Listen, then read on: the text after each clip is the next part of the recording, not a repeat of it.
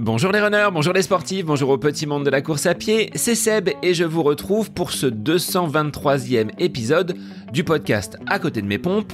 C'est une capsule, l'œil du coach en compagnie de Bruno, un format d'épisode comme vous le savez désormais, relativement clair, court et concis, dans lequel nous allons vous apporter des réponses sur un sujet qui nous intéresse, qui nous questionne et qui parfois nous pose problème. Aujourd'hui, je me suis posé la question, est-ce que lorsque je cours de nuit, je suis amené à courir plus vite ? Plus généralement, quelles sont les problématiques lorsque l'on veut s'entraîner tôt le matin, avant sa journée de travail, ou en rentrant le soir alors que la nuit tombe très vite ? Alors si vous aussi, vous avez des questions, des interrogations, des sujets qui pourraient faire l'objet de capsules, n'hésitez pas à me les soumettre ou à interpeller Bruno via les réseaux. Je vous laisse sans plus attendre profiter du contenu de cette capsule. C'est l'œil du coach avec Bruno Heuby, consacré aux conseils et aux astuces pour courir de nuit. C'est le nouvel épisode du podcast À côté de mes pompes et je vous souhaite une très belle écoute. Bonjour Bruno, on se retrouve pour une petite capsule L'œil du coach avec une question qui est la mienne aujourd'hui. J'ai l'impression en cette période d'hiver, alors soit tôt le matin ou tard le soir, que quand j'allume ma frontale, je cours plus vite. Est-ce que c'est vrai ? Salut Seb. Alors, pas forcément. Quand on court la nuit, on a un bouleversement des repères. On se rend pas compte, mais quand on court, on a des repères autour de soi, des repères visuels, des repères sensitifs, des repères auditifs également. Et courir la nuit, ça modifie, ça bouscule tous ces repères, notamment les repères visuels, puisque forcément, on voit pas grand-chose, voire même parfois on voit rien du tout. Et on n'a plus donc le défilement des objets de chaque côté. Et inconsciemment, ça perturbe notre ressenti de l'intensité de l'effort. Et ce que j'ai constaté que moi, c'est que souvent, on a l'impression d'aller vite, mais dans les faits, on va pas si vite que ça, voire même, il arrive très souvent qu'on aille un petit peu moins vite, mais c'est aussi parce que c'est moins facile de courir la nuit. Alors c'est vrai qu'avec une vision un petit peu limitée, on est concentré sur notre faisceau lumineux et ce qui se passe aux alentours, on y prête quand même un petit peu moins attention. C'est ça. C'est exactement ça, d'où cette impression un peu de vitesse, puisque ça défile vite, parce qu'en fait, le regard, il est porté très près, donc les objets, les choses, tout ça défile très vite, et donc du coup, on est perturbé dans ces repères. Est-ce que le fait d'être concentré précisément sur ce qui se passe devant nos pieds, ça peut induire cette baisse de la vitesse ? On l'a vu que c'était faussé, hein. Mon impression de vitesse, elle est balayée, c'est à mettre au placard. Mais le fait d'être plus concentré, plus soucieux des appuis que l'on va poser sur des routes ou des chemins, est-ce que c'est pas ça l'explication de notre vitesse un petit peu décroissante ? Oui, exactement. On n'est pas concentré sur sa foulée, on n'est pas forcément concentré sur son placement. Voilà, on est un peu comme dans un tunnel. Les repères sont réduits, ils sont centrés surtout sur ce faisceau lumineux et voilà, il y a un espèce d'instinct de survie quand on est la nuit comme ça. Donc forcément, oui, on n'a pas cette aisance, cette facilité à courir quand tous les repères sont là et quand on n'a pas à se soucier de savoir où on met les pieds. Alors j'ai vu à plusieurs reprises, soit dans Villorceau, dans mon lotissement, dans mon village, être surpris par un chat qui déboule. Alors tu vois deux petites billes lumineuses qui sont sur le bas-côté et quand tu passes, là il y a un petit sursaut. Je pense qu'au niveau du rythme cardiaque, ça doit peut-être s'opérer, mais ça fait partie des oiseaux de nuit que l'on peut rencontrer, que ce soit animaux à quatre pattes ou volatiles qui peuvent également nous surprendre. C'est ça. Ça, c'est l'avantage ou plutôt ou la particularité de courir plutôt à la campagne, comme c'est le cas pour toi. Et après, en ville, c'est une autre problématique. Ce sont d'autres animaux qui peuvent nous couper la route, des vélos, des voitures, des passants qui sont pas éclairés. Il y a pas mal d'obstacles, en fait, la nuit qui se jettent sous les pieds des coureurs. Il faut être très vigilant. Quels conseils on pourrait donner aux pratiquants, à nos auditeurs qui sont amenés à courir soit tôt le matin ou tard le soir et donc d'utiliser la frontale pour leur séance ? Déjà, d'avoir une frontale, c'est peut-être un des premiers conseils. Exactement. Moi, je conseille d'avoir à minima une frontale ou alors je sais pas comment on appelle ça, ces montres, pardon, ces lumières que l'on met sur la poitrine. Alors il y a une frontale ou une poitrinale, je ne sais pas comment ça s'appelle. Ça doit avoir Pectorale, on va dire. Une pectorale, voilà, c'est ça. Donc la frontale qui permet quand même de regarder, enfin de remplacer quelque part les yeux. Donc elle met de la lumière en fonction du déplacement des yeux et du visage. C'est important aussi d'avoir une lumière au niveau, si possible, au niveau de la poitrine, puisque ça permet de voir devant soi. Donc on est quand même plus confortable. C'est beaucoup plus lumineux parce que la frontale, la tête bouge, on va pas forcément avoir le regard, sauf si la tête ne bouge pas et qu'on est obnubilé par ce qui se passe devant, on va pas avoir forcément le bon éclairage. Donc la première des choses, je dirais le premier point que le coureur doit respecter, c'est d'être, je dirais, avant de voir, c'est d'être visible. C'est la sécurité. Donc c'est très important d'être visible, même si on est en ville, même si on est dans une zone éclairée. Donc c'est important d'être visible. Moi, je mets derrière ma frontale une petite lumière rouge clignotante, comme je fais sur mon vélo, de façon aussi à être visible par l'arrière des cyclistes ou des véhicules quand c'est nécessaire. Donc lumière derrière, lumière rouge derrière, lumière blanche devant. Moi, j'ai tendance à les faire clignoter parce que je pense que c'est une façon supérieure, une façon supplémentaire, d'être visible. Donc voilà, être visible, c'est pour moi la plus importante des choses. Et après, voir quand c'est possible, de façon à pouvoir réaliser sa séance dans les meilleures conditions possibles. Ce qui modifie parfois un petit peu l'itinéraire que l'on va vouloir emprunter. Moi, je vois pour la piste, je ne peux pas y aller dès qu'il fait nuit parce qu'elle n'est pas éclairée et que j'ai pas forcément envie, même si elle est relativement propre, de me tordre une cheville ou de m'entraver dans une bordure comme je sais très bien le faire. J'ai vu le cas au mois de septembre. Alors là, en plus, la nuit, mais l'itinéraire va forcément être impacté par cette condition un petit peu nocturne. Il y a peut-être des endroits à privilégier plutôt que d'autres. Exactement, c'est tout à fait ça. Alors, j'en parlais justement avec Charlotte, que j'ai déjà cité dans d'autres podcasts, et comme je sais qu'elle nous écoute, je lui profite pour faire un petit coucou. On se posait la question de savoir où réaliser une séance d'EMA à Épernay. Séance d'EMA, donc on ne court pas ou on court difficilement des séances un peu plus qualitatives quand on ne voit pas trop clair. Donc trouver un parcours en centre-ville relativement calme, ça demande parfois de se creuser un peu la tête, éviter les obstacles, éviter les feux, éviter aussi les zones du parcours qui sont dangereuses, des trous, voilà. Donc il y a quand même une vraie réflexion qui s'impose quand on veut essayer de trouver un parcours pour faire des séances plus qualitatives. C'est presque moins compliqué pour une séance de VMA, puisque là il suffit de trouver un bout de route et de faire des allers-retours dessus. Pour une séance de EMA, il faut quand même un parcours qui soit relativement long, ou en tout cas plus long, donc c'est pas forcément facile à trouver, où on puisse courir vite. Et pour trouver la zone qui a tous ces ingrédients, c'est pas forcément évident. Et à propos de zone, justement, souvent, effectivement, les zones industrielles, c'est très moche le jour, mais la nuit, c'est très bien éclairé, et on peut trouver des bouts de route, des coins relativement tranquilles. Après, si on fait juste un footing, qu'on traverse une route ou pas, c'est pas très important. S'il y a des feux rouges, c'est pas forcément non plus un handicap. C'est pas très sympa parce qu'il y a un peu de pollution, mais voilà. En fait, il faut toujours essayer de trouver la nature du parcours en fonction aussi de la nature de la séance, même s'il fait toujours nuit de la même manière. Mais je te rejoins sur le côté éclairage, d'avoir pour des séances dites qualitatives suffisamment de luminosité en plus de notre propre frontale pour ne pas être frustré en disant cette fois-ci je vais pas pouvoir faire correctement ma séance parce que le passage n'est pas suffisamment éclairé, parce que là j'ai des trous et que je ne les vois pas quand je souhaite courir. C'est, je pense, important. Alors moi je voyais un autre aspect plutôt sécuritaire à la course de nuit, c'était de le faire en groupe. Ça permet de partir tous ensemble et d'être visible, à condition peut-être d'être discipliné et de ne pas prendre toute la route. C'est ça, il faut respecter.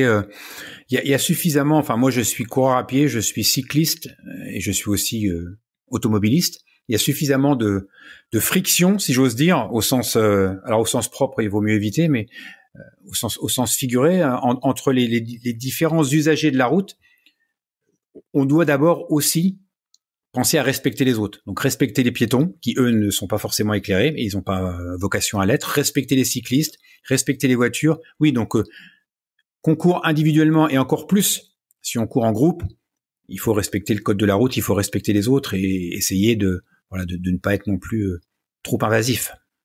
Est-ce que Bruno, sur cette période un petit peu nocturne, on peut en trouver des bénéfices psychiques et physiologiques, à savoir le fait que la période, quand on court le matin très tôt ou tard le soir, il y a peut-être un petit peu moins d'agitation, un petit peu moins de voitures.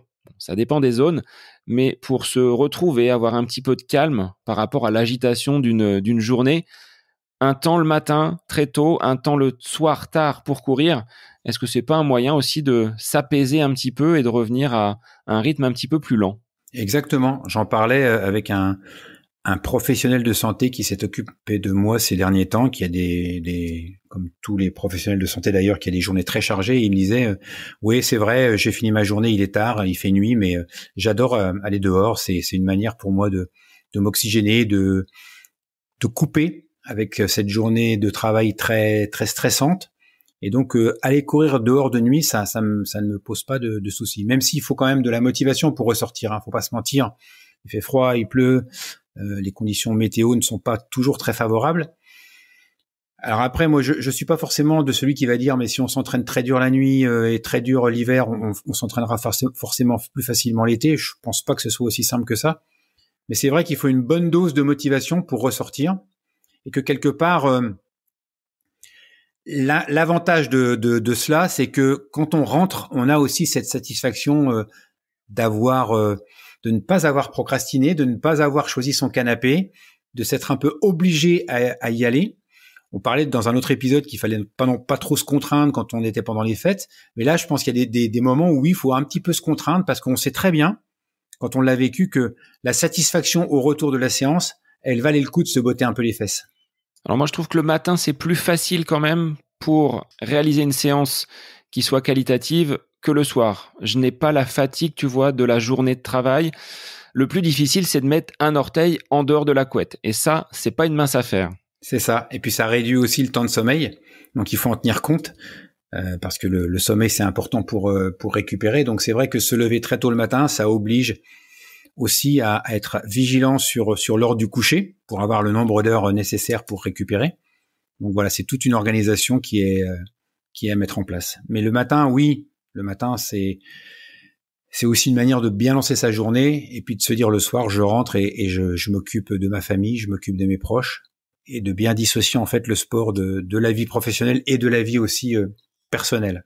Alors, je dirais pas que la ville m'appartient, mais presque. C'est-à-dire que tu ne croises personne. Il y a que les personnes qui débutent très très tôt leur activité professionnelle que je suis amené à croiser. Est-ce que pour ces séances le matin, c'était une question, il faut quand même apporter un peu d'hydratation? Est-ce qu'on part quand même, quelle que soit la séance, qu'elle se fasse le matin, en journée ou le soir, l'hydratation est un facteur important? Oui. Même l'hiver, hein, il faut être vigilant sur l'hydratation. Moi, à titre personnel, et donc je le conseille forcément, la première chose que je fais avant d'aller courir, si j'y vais tôt le matin, c'est de m'hydrater. Donc je vais boire 1, 2, 3 thés s'il le faut. C'est la première des choses, c'est se réhydrater le matin. Donc déjà parce que la nuit, on ne s'est pas hydraté, et puis aussi pour anticiper sur la séance qu'on va faire. Bien souvent, le timing est serré et est compté. On va pas prendre 2 heures après la séance d'entraînement pour se réhydrater. Souvent, tout se fait un peu vite. Donc oui, c'est important d'anticiper tout ça.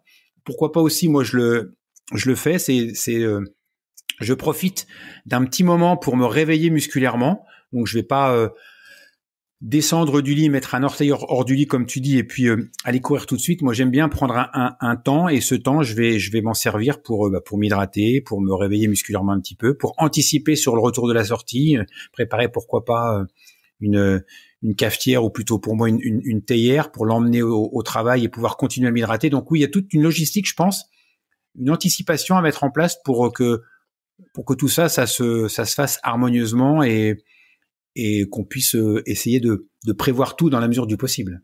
Quels seraient tes 2-3 mouvements pour ce réveil musculaire avant séance très matinale? Moi, je fais des choses qui sont simples. Hein. C'est comment dire, c'est de la sollicitation articulaire un peu basique. Hein. Je vais mobiliser plutôt les parties qui ne sont pas forcément les plus sollicitées quand on court. Ça va être plutôt au niveau de la nuque, hein, tout ce qui est cervical, tout ce qui est épaule. Essayer de faire des mouvements assez larges pour inspirer le plus possible de façon à bien m'oxygéner. Voilà, c'est plutôt des mouvements un peu instinctifs. J'ai pas forcément de routine particulière, mais je vais essayer de faire des mouvements ou des choses que j'ai envie de faire, que j'ai envie de mettre en place parce que c'est quelque chose qui va me permettre de me connecter à mon corps et de me mettre progressivement en activation. C'est ces petits mouvements qu'on peut faire à l'extérieur à la belle période que l'on fait et que l'on réalise à l'intérieur avant de sortir les baskets. Ouais, voilà, c'est mieux de les faire, au chaud. Alors bien évidemment, hein, les premiers mètres vont devoir être réalisés doucement. Hein, le corps va devoir progressivement s'habituer à l'effort. Pas de brutalité, pas de mouvement trop brusque. Un échauffement vraiment progressif et en douceur. De mon côté, je suis bridé à 6 heures minimum pour la séance parce qu'avant, je n'ai pas d'éclairage public. Et comme je veux pas partir uniquement à la frontale, donc je m'astreins à ne pas faire de séance avant 6 heures. Mais sur les premières minutes, je te rejoins puisque je débute par de la marche, histoire d'actionner et d'activer un petit peu le corps une fois sorti de la maison et de ne pas partir bille en tête sur cette séance qui va être parfois un petit peu rapide puisque derrière, comme tu l'as dit, il faut composer avec l'emploi du temps des uns et des autres. Les enfants se réveillent, il y a l'école qui arrive et il faut vite foncer à la douche pour partir au boulot. Voilà, c'est ça. On peut marcher, faire quelques pas chassés. Les pas chassés, on va plus particulièrement solliciter les adducteurs, qui sont pas forcément très utiles en course à pied, mais c'est aussi des petites routines comme ça pour se mettre en mouvement, des moulinets d'épaule. Voilà, vraiment, ce sont des petites routines, pas forcément des muscles qui seront prioritaires dans l'activité physique, mais qui permettent de un peu comme un chat qui s'étire et qui se met en route et qui s'ébroue progressivement. Voilà, le runner matinal, il va s'ébrouer aussi progressivement avant d'attaquer la partie course à pied. Pour les séances du soir, est-ce qu'il y a des interdictions, des contraintes qui peuvent peut-être, si la séance a été trop intense, perturber le sommeil? On pourrait faire une capsule sur cela d'ailleurs. Oui, c'est vrai. C'est vrai que je pense que ceux qui ont fait des séances de fractionnés intenses plutôt en fin de journée ou tard le soir, se rendent compte qu'ils ont un peu de mal à s'endormir. Hein. On libère des substances dans l'organisme qui ne sont pas forcément compatibles avec le sommeil, puisqu'il y a un peu de libération d'endorphines et entre guillemets des drogues naturelles que le corps produit, de la chimie naturelle que le corps produit pour réaliser l'exercice ou pendant la réalisation de l'exercice. Donc effectivement, il est possible que pour certaines personnes, l'endormissement soit plus difficile à cause de séances très intenses réalisées le soir ou en fin de journée. Alors, on va inviter nos auditeurs à nous préciser s'ils sont des coureurs matinaux ou des coureurs de nuit, ces oiseaux de nuit que l'on peut croiser avec les lampes frontales, ou bien si la journée est le seul moment sur lequel vous souhaitez réaliser vos séances. La question est posée, Bruno. Exactement, voilà. Êtes-vous un oiseau de nuit ou êtes-vous quelqu'un de très matinal? En tout cas, dans tous les cas, bravo, parce que aller courir la nuit, l'hiver, il faut une bonne dose de motivation et voilà, bravo. Vous avez toute mon admiration. Vous êtes des champions. Moi, toi, c'est un bon indicateur de ma motivation et du mental. De me dire, je suis capable aujourd'hui d'effectuer une séance très matinale et de les enchaîner. C'est moins le cas en ce moment parce que j'ai un emploi du temps qui me permet de courir en matinée. Mais l'année dernière, la plupart de mes séances s'effectuaient de façon très matinale et j'y voyais un intérêt sur le plan psychologique. Exactement, oui. Non, mais c'est sûr que c'est vraiment un indicateur de la motivation qu'on a. Je suis bien placé pour le savoir, moi qui en ce moment ne fais pas grand-chose. Et on se dit parfois, mais comment j'ai fait pour aller faire cette séance alors qu'il faisait moins 10 et que j'avais froid mais voilà, mais sauf qu'on l'a faite cette séance. Donc oui, je pense que c'est un très bon indicateur de l'état de motivation qu'on peut avoir, même si une fois encore, il faut savoir s'écouter, et si on n'a vraiment pas envie d'y aller, il faut à la fois être capable de se botter les fesses, mais ne pas non plus se contraindre trop pour que ce ne soit plus une source de plaisir. mais c'est un très très bon indicateur de la motivation qu'on a d'être capable comme ça d'aller courir le soir après la journée de travail ou très tôt le matin. Donc, chers auditeurs, nous vous encourageons à sortir vos baskets très tôt le matin ou tard le soir. Et on vous retrouve très vite pour une nouvelle capsule, l'œil du coach avec Bruno. Et je vous dis à très vite en vous souhaitant une très bonne semaine. Cette capsule, l'œil du coach avec Bruno Heuby est désormais terminée. Merci à vous pour votre écoute, mais aussi pour vos retours sur ce format d'épisode un petit peu plus court. N'hésitez pas à nous transmettre vos questions, vos interrogations via les différents réseaux, Facebook et Instagram. N'hésitez pas à nous soumettre vos idées d'épisodes pour de prochaines capsules. Belle semaine à vous!